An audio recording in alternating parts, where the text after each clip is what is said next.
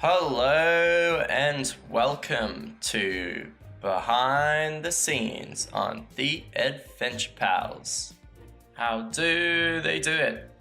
I'm Julian Wilton and I'm the guy that makes the pretty pictures in the game. And today we're just gonna have a little look at, how we came to be, coming from our humble beginnings, making Flash games, into how we started working on a desktop console game. It's coming out on all the things. So strap yourself in and let's go on an adventure. So I guess where our little story begins is with the Flash game. So we made a game called Super Adventure Pals, and I'm not too sure how that kind of happened. But I think basically I drew a pretty cool giraffe. So I'll chuck this little bad boy up online. And then this guy called Jay Armstrong kind of saw it, and he's like, hey, that's pretty cool giraffe you got there. And he kind of wanted to make a game with me. So we kind of worked on that and spent about 6 months on it. And it went pretty well. But we always had this longing to kind of work more on the project because we really liked it. And that's when we started working on Super Adventure Pals 2. It was gonna have it all. 800 by 600, 24 frames per second. Oh, and it was gonna be a Flash game. So we kind of worked on that for about a year, kind of like on and off. And we got pretty far with it, but we kind of realized that it kind of sucked. And having a Flash game on Steam double sucked. So we thought, shit, like we spent all this time on the game.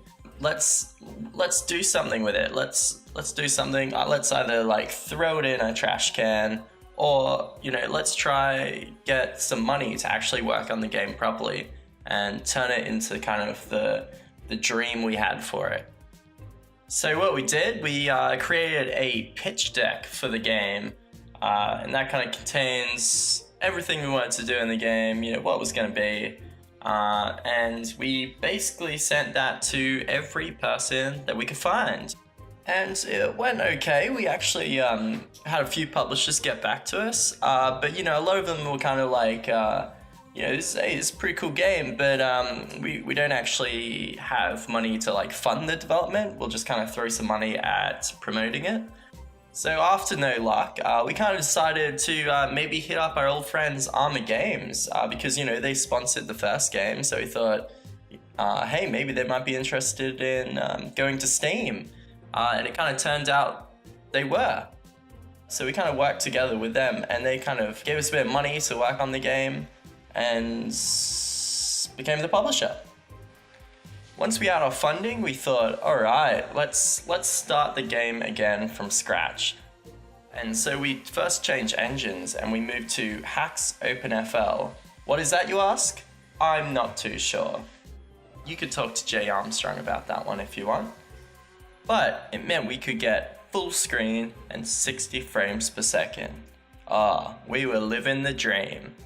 We also used this time to kind of reflect on the game that we created and kind of look at it and be like, hey, what are the things that kind of suck in this game? We didn't want no double sucking sucks in our game.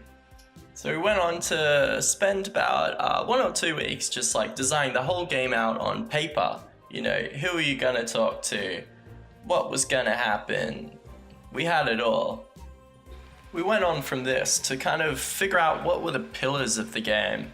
There's unique selling points that would attract someone to the game. And we kind of decided on them kind of early on, and they were the art style, the humor in the game, the fun, accessible gameplay, and of course the giraffe. So for example, when we were making a decision in the game, we kind of would always question, how can we relate this back to the giraffe, the pals? How can we make this funny? How can we is this fun, accessible gameplay? If not, then get out of here. So from that point on, we spent about a year working on the game. And we were getting pretty close, we thought, to finishing. But unfortunately, we had run out of money. And, you know, we liked eating other food beside 2-minute noodles on occasion. So we thought, you know, what would be a good idea to get money? Perhaps a Kickstarter.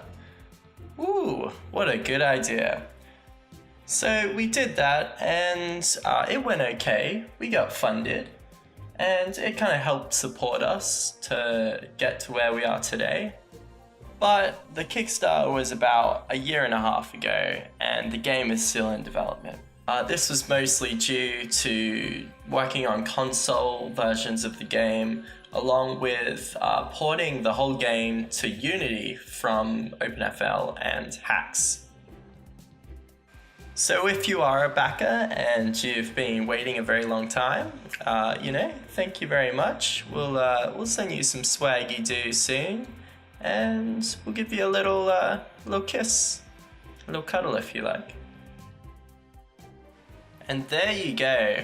That is the story of how we made the Adventure Pals. Well, we're still kind of making it, but anyway. If you like this little video and want to see more little videos, go ahead and click some of those buttons. You know the ones I'm talking about. You can follow more of our stuff over at massivemonster.com.a Twitter/#. And tune in next week for How Do We Do It? A look into the art and the process. Thank you very much.